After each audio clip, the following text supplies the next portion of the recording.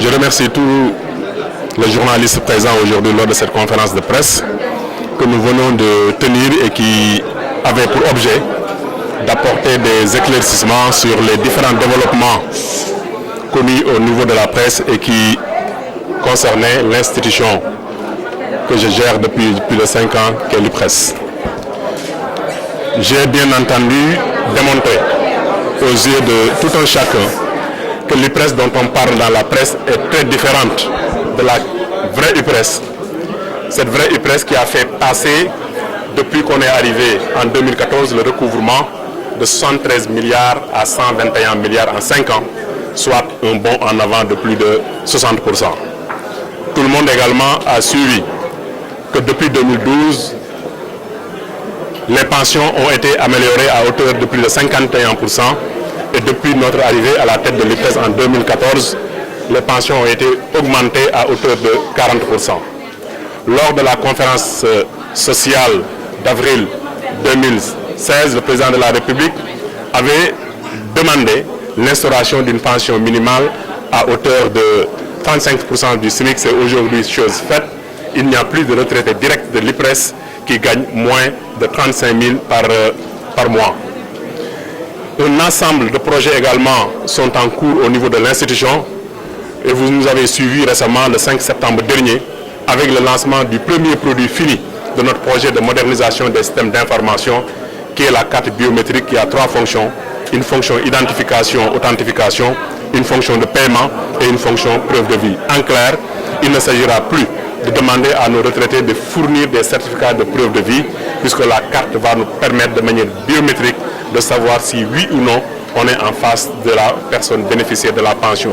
Mieux, la grappe familiale également est stockée au niveau de la puce et les retraités au niveau des CMS n'auront plus besoin de retourner au siège pour chercher des certificats de mariage ou bien des livrets de famille qui sont archivés. On peut revenir sur les accusations faites sur votre gestion. Donc, après avoir démontré effectivement que les choses marchent bien à l'IPRES, au-delà de ce que j'ai dit, vous ferez le choix de ce que vous traiterez. Il y a également la construction de 6 nouvelles agences. Là où l'IPRES en avait 10, aujourd'hui nous en avons 16. Et la construction d'un 2e centre médico-social au niveau de la banlieue. Ce qui est dit dans la presse ne constitue pas des fautes de gestion du directeur général comme on a voulu le faire comprendre. On en parlait des fraudes au niveau des tickets restaurants et de détournement.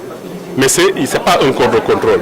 Ce n'est même pas notre commissaire au compte qui a découvert qu'il y avait des irrégularités.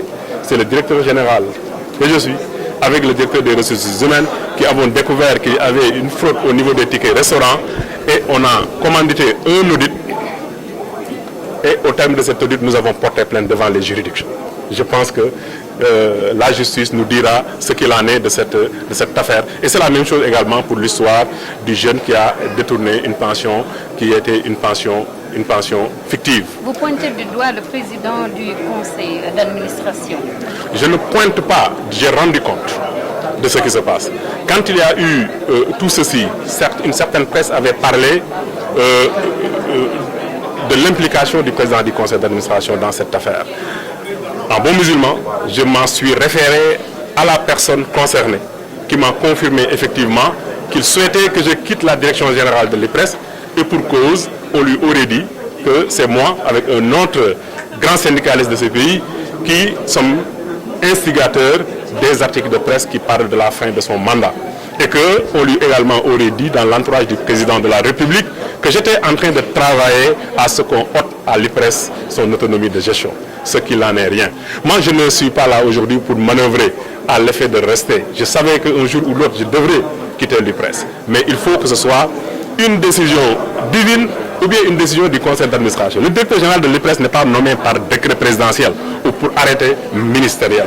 Donc vous devez même vous poser la question de savoir pourquoi tout ce bruit, si le conseil, s'il y a des fautes, le conseil d'administration aurait pu se faire convoquer et de prendre les décisions.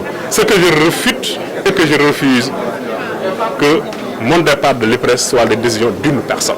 Il faut que ce soit la décision du conseil d'administration ou bien une décision divine. Oui, pour ce qui est des retraités de Thiès, c'est clair. On m'a dit que ils ont dit que fondamentalement, ils me reprochaient dans un langage très cacophonique, parce qu'ils ne comprenaient pas bien que moi-même je suis allé à Genève pour trouver le ministre du Travail et que je voulais l'influencer pour que l'autonomie de gestion soit ôtée de l'IPRES à partir d'une décision de la CIPRES. Mais tous ces retraités-là, moi personnellement, je les connais parce que je les ai fréquentés. Ils sont tous, autant qu'ils sont, membres d'une association politique parrainée par le président et ils ont voulu prendre position. Je pense que ces honorables retraités avaient mieux à faire que ce qu'ils ont fait. Ils auraient pu venir, c'est ça qu'on connaît des personnes sages au niveau de ce Sénégal, essayer de rapprocher les positions. Donc ils ne sont pas représentatifs des 140 000 pensionnés que nous avons, là où une vingtaine ou bien une trentaine de personnes se retrouvent.